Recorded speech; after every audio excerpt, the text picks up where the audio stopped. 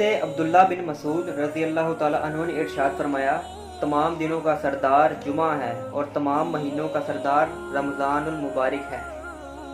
मेरी तरफ से तमाम मुसलमानों को रमज़ानुल मुबारक का महीना मुबारक हो।